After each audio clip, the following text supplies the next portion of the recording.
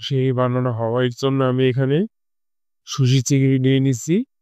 দেখেন চিংড়ি মাছগুলো আমি আনছি ইডি কাটি, এই যে এই কাঠিগুলো এখন আমি একটা একটা কাটবো।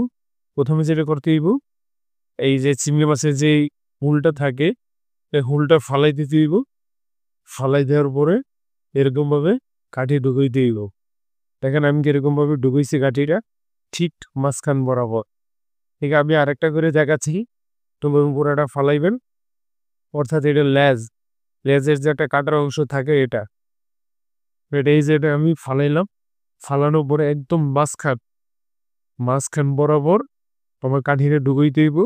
এই যে মাঝখান বরাবর যে আসলে চিংড়ি মাছটা কতটা সোজা হয়েছে, তো এই যে প্রত্যেকটা কাঠি এরকম ঢুকে নিব হলে এভাবে ঢুকে পানি দিয়ে একটু লবণ দিব। আবার পানিটা বলক হয়েছে, পরিমাণ মতো অল্প লবণ দিব একটু বেড়ে চিংড়ি মাছটি ছেড়ে দিতেছি।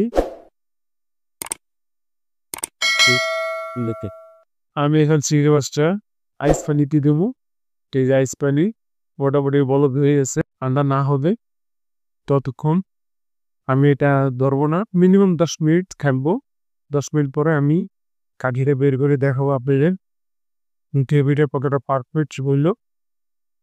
এইভাবে চামড়াটা ফালাই দেবেন, এইভাবে চামড়াটা ফালাই দেবেন সুন্দর করে এরকম বেড়ে ফালাইলাম সুন্দরভাবে। তাহিয়া চিংড়ি মাছটা কাটতেছি, কি সুন্দর করে কাটলাম।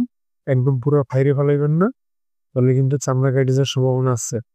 অল্প করে আগে মতো হালাই গিয়ে সুন্দর করে উপর দিয়ে একটা টান দেবে সুন্দর করে, এবং অবশ্যই দাঁড়ালা নাইট দিয়ে কাজটা করতে এভাবেই করতে প্রত্যেকটা।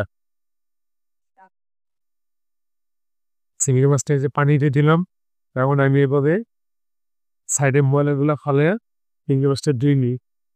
এভাবে চিংড়ি মাছটা ধুয়ে নেবে, সাইডে যত ময়লা আছে পুরো ক্লিয়ার ভাবে হালাই।